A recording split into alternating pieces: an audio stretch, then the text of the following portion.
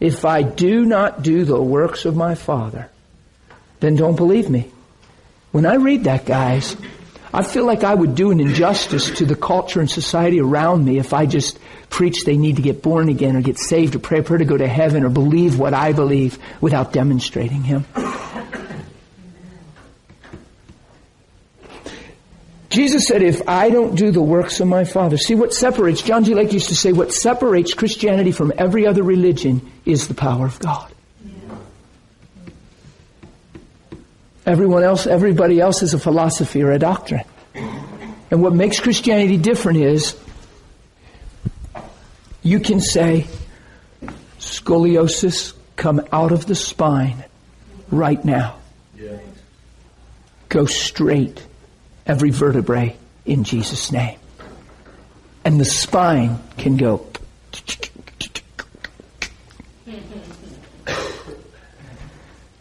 There was a time, I don't even keep track of stuff anymore. There was a time within a year ago where I saw that about 30 times in an 8-month period where it was extreme S.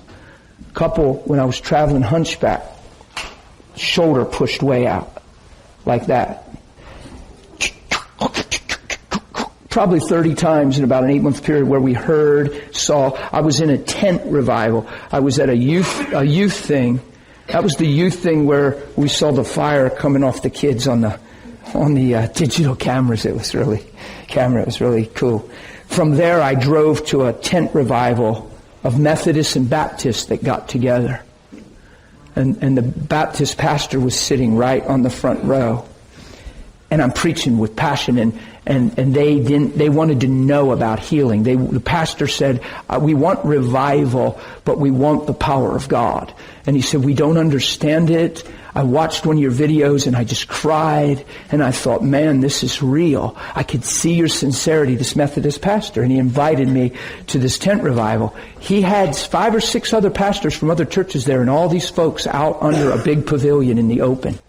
I'm preaching this kind of gospel, that we're the church and the works, and if I don't do, then don't believe.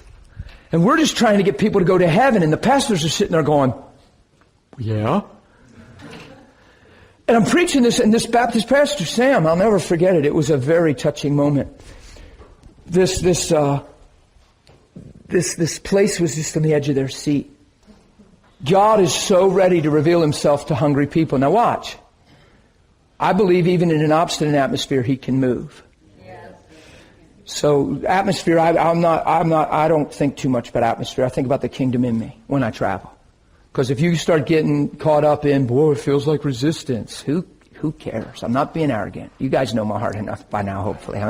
Who cares if He's Lord?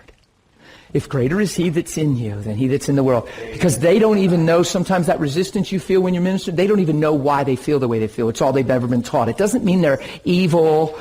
It doesn't mean they're ungodly. It doesn't mean they're Pharisees. They could just be unlearned, untaught, unsure. So, but these people were saying, we've not been taught and we want God. And something really was crackly clean. It was like, whoa. Really, because there's a corporate hunger. There's a corporate childlike heart. There's a corporate innocence. There's people there. There wasn't even anybody sitting there like this. The Baptist pastor is like this. Because when I'm preaching, I'm setting myself up while I'm preaching to either look foolish or for God to be glorified. Amen. The way I started preaching. And I don't always do that. I really did that. I mean, I'm not conscious of not doing it, but the way I preached, I said, you'll see in a minute. In just a minute, we're going to pray. And and I was just preaching what God was about to do, and I'm preaching. And I said, I need somebody that's physically really hurting, that your body has been messed up by something, and it's obvious and physical. And I named a couple things, and I said, even if it's a severe scoliosis, and I named a couple other things, a paralysis, something, I named a couple things. And this lady raised her hand. Her body was so manipulated by scoliosis, it was probably one of the worst bodies I've seen from scoliosis. Like, if she put her arms out, it was probably like that. Her feet were about like that. And, and when I asked, like, even, and when she said me, and I said, can you tell you have scoliosis? Is it obvious? She said, oh my goodness, yeah. And she did, and stood up, and I went, and I got real excited. And I giggled. I said, oh, this is going to be awesome. And I said, oh, forgive me. I am not excited you're hurting and in having school. Forgive me, guys, please. I said, I'm excited because of Jesus.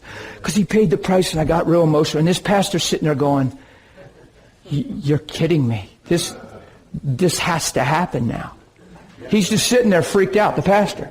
Because he knows this, and I'm not saying this in a bad way. He knows that he has nothing in his understanding to be able to stand and do that. He would be freaked out right now.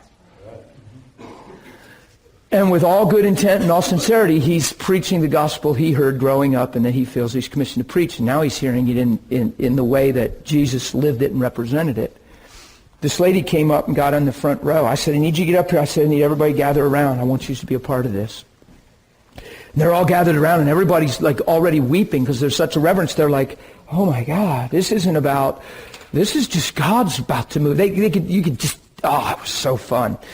And I was ready to pray, and the Lord said, this is exactly what the Lord said to me, let her husband do the honor.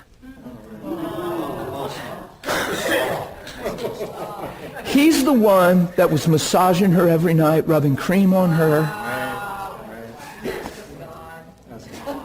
praying over her.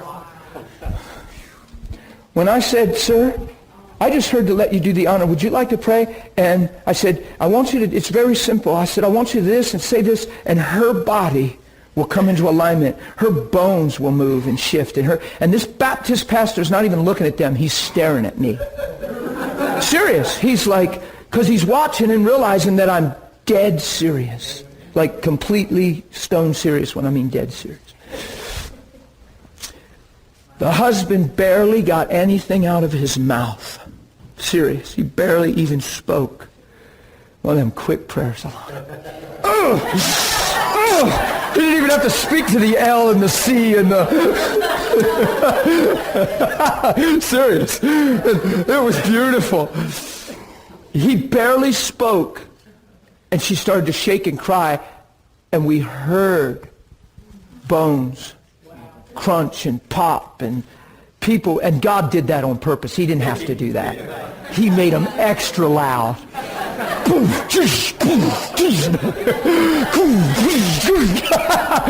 did that for everybody's sake, though. Serious. Because it wrecked everybody.